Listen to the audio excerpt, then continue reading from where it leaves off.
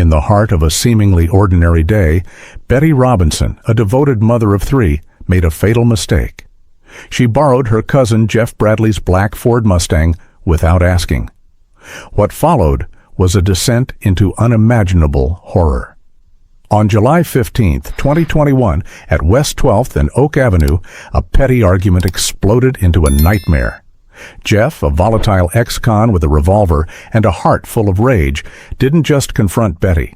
He unleashed a fury that ended with her lifeless body on the pavement, gunned down in front of her father. Two more shots, cold and deliberate, sealed her fate as her children's world shattered. But the terror didn't stop there. Jeff turned his weapon on Betty's boyfriend, Cliff, sparking a deadly shootout before fleeing on a stolen scooter.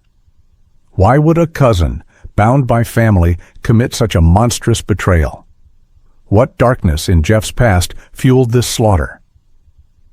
As Springfield reels from this true crime tragedy, the chilling mystery of a mother's murder and a killer's motives will grip you, leaving you haunted by the secrets still buried in this gruesome family betrayal.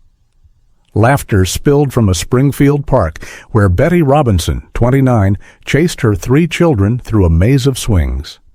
A Walmart receptionist, Betty's warmth was a magnet, her smile a balm for customers and kin alike. Raised by Rita Robinson and Thomas Jethro, she wove love through a fractured family, her loyalty a shield against old wounds.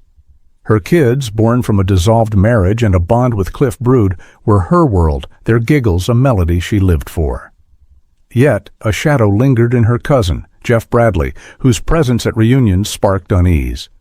Jeff, a former construction worker turned career criminal, carried a rap sheet of theft and violence, his TikTok rants flashing a revolver and raw anger. Betty, ever hopeful, saw a hurting soul, not a threat, her faith in family blinding her to his prison scars. Time served for stalking Sophie Orton. Cliff, her steady partner, felt the weight of Jeff's volatility, his warnings about Jeff's temper brushed aside by Betty's optimism. Springfield's streets, vibrant yet edged with rising crime, hummed around her, oblivious to the danger brewing in her bloodline. One humid afternoon, Betty needed to run errands. With her car in the shop, she eyed Jeff's black Ford Mustang parked nearby. "Cliff can drive," she mused, texting Jeff without waiting for a reply. The keys, slipped from a kitchen counter, felt like a small favor, not a fuse. Cliff, uneasy, agreed, sensing Jeff's obsession with the car, a symbol of his fragile control. Rita, sipping tea at home, felt a pang, her distrust of Jeff a constant hum, unspoken to Betty. The Mustang's engine roared to life, its sleek frame cutting through Springfield's bustle. Betty, juggling calls about her kids' school, missed the flicker of Jeff's truck trailing them. His TikTok posts, laced with cries of betrayal, echoed in the silence of his mind. The revolver tucked close. Cliff's grip tightened on the wheel, a gut feeling stirring. Betty's laughter, a beacon of her strength, filled the car, unaware that her choice had lit a match in Jeff's twisted world. As they pulled onto West 12th and Oak Avenue, the Mustang's headlights caught a figure waiting. Jeff's shadow loomed, his snake tattoo a silent warning. Betty's heart skipped, her trust in family teetering. The park's joy felt distant now, replaced by a creeping dread. Her simple act, meant to keep her day moving, had set her on a path toward a betrayal that would shatter Springfield and leave a mother's love forever stilled. The clink of a coffee mug on a Springfield diner table punctuated Rita Robinson's hushed warning to her daughter, Betty Robinson. Rita's eyes, heavy with worry, fixed on Betty, who shrugged off concerns about her cousin, Jeff Bradley. Betty, a Walmart receptionist and mother of three, clung to her belief in family, despite Jeff's shadow looming large. His recent TikTok rants, waving a revolver, spitting venom about betrayal, had unnerved Rita, who knew his prison stint for stalking Sophie Orton revealed a dangerous edge. Betty, however, saw Jeff's pain, not his threat. Her compassion was a blind spot that chilled her mother's heart. Cliff Brood, Betty's boyfriend and father of her youngest, sensed the same unease. Jeff's sharp glare at a family barbecue and muttered grudges over a borrowed tool had set Cliff on edge. Now, as Betty planned errands, she casually mentioned using Jeff's black Ford Mustang with Cliff driving. Cliff hesitated, recalling Jeff's obsessive pride in the car, a symbol of his fragile control. "Maybe ask first," he urged, but Betty waved it off, her trust in Jeff unshaken. The Springfield sun beat down, its warmth at odds with the tension coiling around her choice. Rita's phone buzzed with a text from Thomas Jethro, Betty's father, who shared her distrust of Jeff. Thomas, a man of few words, had clashed with Jeff over his criminal past, domestic violence, theft, and threats. The Mustang, parked outside Betty's home, gleamed innocently, but to Jeff it was sacred. His TikTok posts, laced with cries of abandonment, hinted at a man unraveling, his revolver a constant prop. Betty, juggling her kids' schedules, missed these red flags, her focus on motherhood blinding her to the storm brewing. The diner's hum faded as Rita leaned closer, her voice low. "Jeff's not right, Betty. Be careful." Betty smiled, promising to talk to him, her optimism a shield against doubt. Cliff, waiting outside, checked his phone, unease gnawing at him. A neighbor, passing by, later recalled Betty's cheerful wave, oblivious to the danger tied to her cousin's rage. Jeff, watching from a distance, gripped his revolver, his mind twisting Betty's act into a personal slight. Springfield streets, alive with summer chatter, hid the fracture in their bond. As Betty left the diner, the Mustang's keys jangled in her hand, a mundane act that felt heavier now. Cliff's warning echoed, but she pushed it aside, determined to keep peace. Rita watched her go, her heart sinking, sensing a rift that could shatter their family. The day stretched on, Betty's decision to borrow the car setting her on a path toward a confrontation that would test her faith in those closest to her. A car horn blared on West 12th and Oak Avenue, cutting through the Springfield dusk as Jeff Bradley's truck screeched to a stop. Betty Robinson, stepping from the black Ford Mustang she'd borrowed, froze, her smile fading. Jeff, her cousin, stormed toward her, his snake tattoo stark under the streetlight, his voice a venomous hiss. "My car, Betty?" Without asking? Cliff brewed behind the wheel, tensed, his hand on the door, ready to intervene. The air crackled, the neighborhood's calm shattered by Jeff's fury, a prelude to a murder that would haunt the city. Rita Robinson, watching from her porch, clutched her railing, her earlier warnings to Betty, now a bitter echo. Jeff's criminal history, prison for stalking Sophie Orton, charges of theft and violence, flashed in her mind. Betty, ever the peacemaker, raised her hands, her voice soft. "I'm sorry, Jeff, we'll make it right." But Jeff's eyes burned, his revolver hidden but close, his rage fueled by a lifetime of perceived slights. Cliff stepped out, his presence a challenge, his own knife tucked away, a precaution against Jeff's volatility.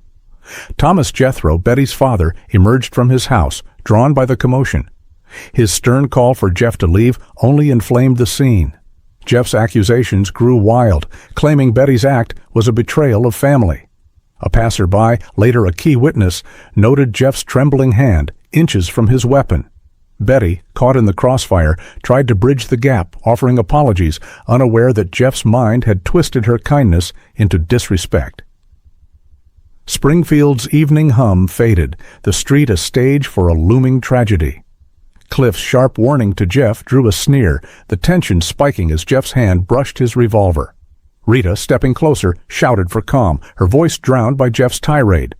Thomas, his patience gone, moved toward Betty, protective but powerless. The Mustang, its keys still in Cliff's pocket, stood as the spark for Jeff's unraveling, his TikTok rants about control now a chilling prophecy. Betty's faith in her cousin, a cornerstone of her life, wavered, her heart pounding as she sensed the danger too late.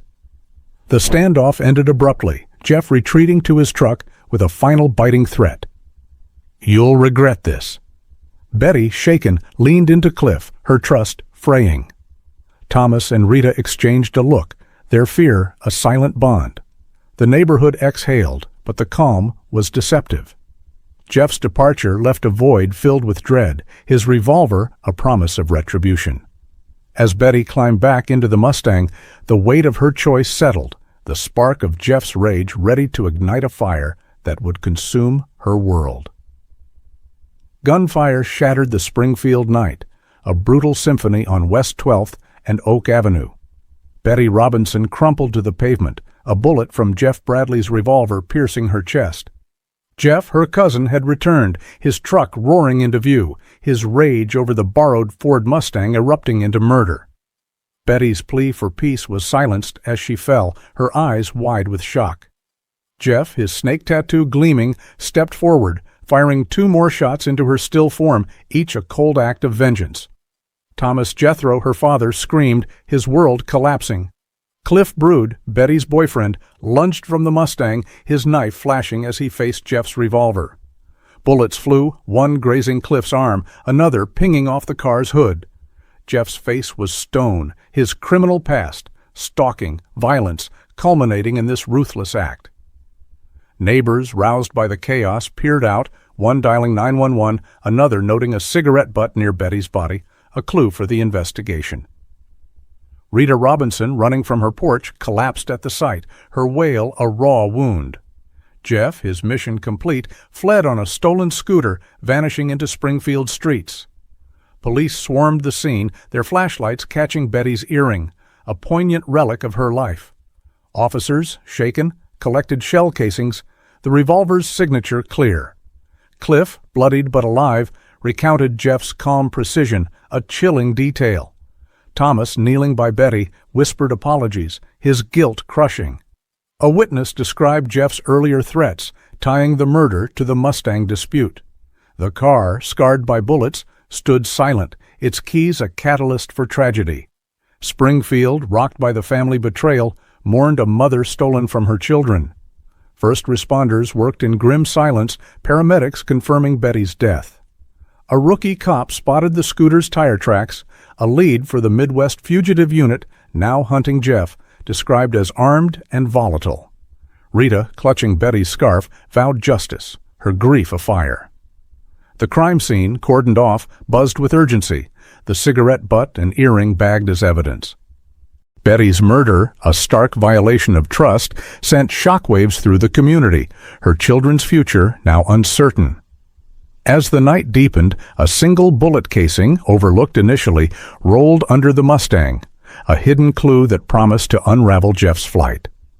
Flashlights sliced through the darkness of West 12th and Oak Avenue, illuminating the crime scene where Betty Robinson's life was stolen. Springfield police cordoned off the pavement, shell casings glinting under their scrutiny. Detective Laura Hensley, a seasoned investigator with a knack for unraveling murder cases, took charge. Her sharp eyes scanned the bullet-scarred Ford Mustang, Betty's earring, and a cigarette butt, clues that screamed foul play. Hensley's resolve, fueled by a personal loss to violence, drove her to seek justice for Betty, a devoted mother gunned down by her cousin, Jeff Bradley. Cliff Brood, Betty's boyfriend, sat in an ambulance, his grazed arm bandaged, recounting the shootout with Jeff. His voice cracked as he described Betty's final plea, a haunting detail that sharpened Hensley's focus. Rita Robinson, Betty's mother, provided a tearful statement, her grief raw as she revealed Jeff's volatile history. Prison for stalking Sophie Orton, a teenager he'd threatened to kill. A neighbor's testimony added weight, recalling Jeff's earlier threats over the Mustang. Hensley noted Jeff's distinctive snake tattoo, a marker for the Midwest Fugitive Unit now hunting the armed killer. Early evidence painted a chilling picture. Ballistics linked the revolver's casings to Jeff, while a stolen scooter, found abandoned nearby, confirmed his escape route. Hensley's team uncovered Jeff's TikTok posts, his gun-waving rants exposing a mind warped by rage and neglect. Cliff, pushing through shock, shared Betty's trust in Jeff, a loyalty that blinded her to his danger.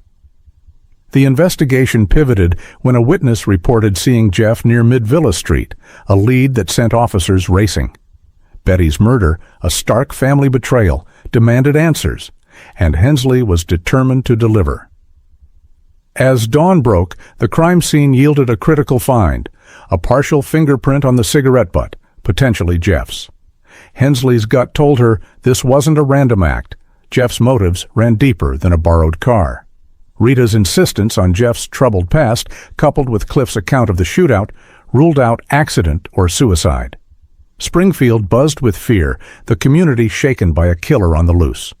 Hensley, poring over Jeff's criminal record, sensed a pattern of escalating violence.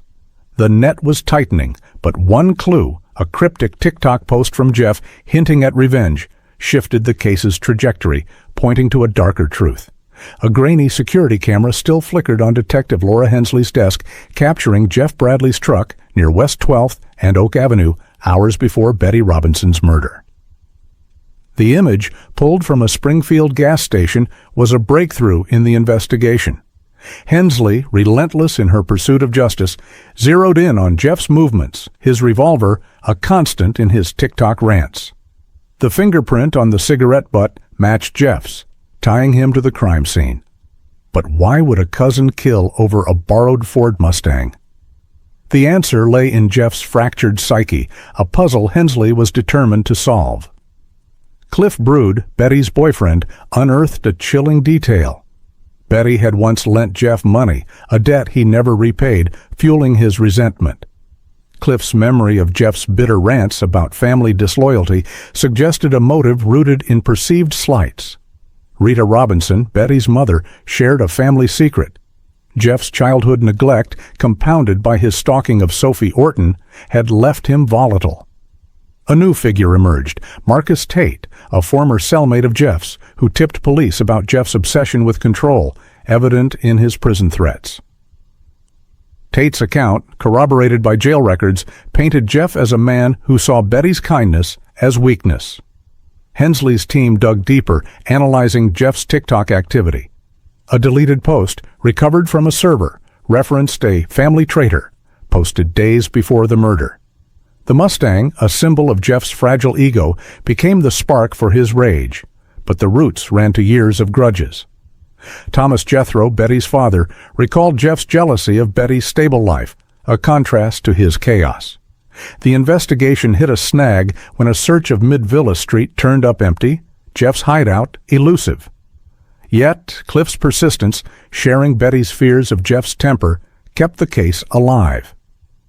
Forensic analysis bolstered the case. Bullet trajectories confirmed Jeff fired deliberately, ruling out self-defense. Hensley, sifting through Jeff's rap sheet, domestic violence, theft, saw a pattern of entitlement. The community, rattled by the murder, rallied around Betty's children, their loss a wound felt citywide. A neighbor's dashcam footage, overlooked initially, surfaced, showing Jeff's truck circling the crime scene, a damning clue. Hensley's pulse quickened. Jeff was close, his motives clearer. The investigation, now a race against his next move, hinged on a single, haunting detail. A text Jeff sent hours after the killing, taunting an unknown contact about settling scores. The weight of Betty Robinson's absence hung heavy in Springfield, her Walmart locker now a shrine of photos and flowers. Detective Laura Hensley, battling exhaustion, faced mounting hurdles in the murder investigation. Jeff Bradley, the killer cousin, remained a ghost, his Mid-Villa Street hideout a dead end. Legal roadblocks stalled progress, warrants delayed, evidence backlogged, testing Hensley's resolve. Yet Betty's memory, carried by her children's drawings, fueled the fight for justice. The crime, a brutal family betrayal, demanded closure, but the path was fraught with shadows. Cliff Brood, Betty's boyfriend, became a vocal advocate, organizing vigils that drew Springfield's grieving community. His accounts of Jeff's rage, paired with Rita Robinson's pleas for answers, kept the case in the spotlight. Thomas Jethro, Betty's father, withdrew, haunted by the gunfire that took his daughter. A minor figure, Sophie Orton, Jeff's prior stalking victim, emerged, her public statement about his prison threats amplifying calls for his capture. Hensley, poring over the dashcam footage, confirmed Jeff's presence before the murder, but his current whereabouts eluded her. The Midwest Fugitive Unit warned he was armed, his revolver a lingering threat. Jeff's behavior post-crime was erratic. Tips placed him in nearby towns, but searches yielded nothing. Hensley's discovery of his TikTok taunt, scores settled, suggested more targets, possibly Thomas or Cliff. The investigation's complexity grew with jurisdictional tangles, Springfield police clashing with state authorities. Betty's legacy, her warmth as a mother, inspired a local fundraiser for her kids, a bittersweet reminder of her impact. A rookie officer, moved by the case, re-examined the stolen scooter, finding a smudged receipt that hinted at Jeff's next move. Hensley's hope flickered as the receipt led to a gas station outside Springfield, its clerk recalling a man with a snake tattoo. The clue, though faint, reignited the chase. Cliff's tireless advocacy, sharing Betty's love for her children, resonated citywide, pressuring police to act. Rita, speaking at a vigil, vowed Betty's death wouldn't be in vain. The case, a stark reminder of unchecked violence, teetered on the edge of resolution. Hensley, clutching the receipt, sensed Jeff's capture was near, a fragile promise of justice for a mother whose light refused to fade. A lone street light buzzed on West 12th and Oak Avenue, its glow falling on the pavement where Betty Robinson fell. The Springfield night, once torn by gunfire, now held a quiet grief, the murder's shadow enduring. Betty, a mother whose laughter lit up Walmart's aisles, was betrayed by her cousin, Jeff Bradley, his revolver stealing her with her 3 children. Her journey, marked by loyalty and resilience, ended in a crime that exposed the fragility of family ties and the cost of unchecked rage. Detective Laura Hensley, reflecting on the case, saw Betty's humanity in every clue. The earring, the Mustang's scars. Jeff, captured after a tip led to Mid-Villa Street, pleaded guilty, his motives a tangle of resentment and control rooted in a neglected past. Yet his conviction left gaps. Why target Betty so brutally? Was his TikTok taunt a clue to more victims? Springfield, scarred by the murder, grappled with broader truths. Cycles of violence, ignored mental health, and a system that failed to stop Jeff's escalation from stalking to killing. Rita Robinson, Betty's mother, found solace in her grandchildren, their eyes echoing Betty's warmth. Cliff Brood, forever changed, channeled his grief into advocacy, ensuring Betty's name lived on. Thomas Jethro, silent in his pain, visited the crime scene, leaving flowers where his daughter died. The community, united by loss, built a memorial bench at Betty's Walmart, a tribute to her enduring spirit. Sophie Orton's courage, speaking out against Jeff, inspired others, a ripple of resilience amid tragedy. Jeff's fate, imprisoned, defiant, offered partial closure. Unanswered threads like his cryptic text haunted Hensley, a reminder that justice is imperfect. Betty's murder, a stark lesson in betrayal, reshaped Springfield, sparking calls for mental health reform. Her children, raised by Rita, carried her love, a bittersweet legacy. The investigation, though closed, left echoes of what might have been, a mother's life spared, a cousin's rage contained. As dusk settled, the streetlight flickered, casting light on Betty's earring, recovered but never returned. It lay in evidence, a silent witness to a crime that shook a city. Her story, one of love and loss, lingered in Springfield's heart, a poignant reminder that some wounds never heal, and some truths remain just out of reach. If this story left you stunned, just wait. The next one might leave you speechless. Subscribe now and never miss the truth behind the crime.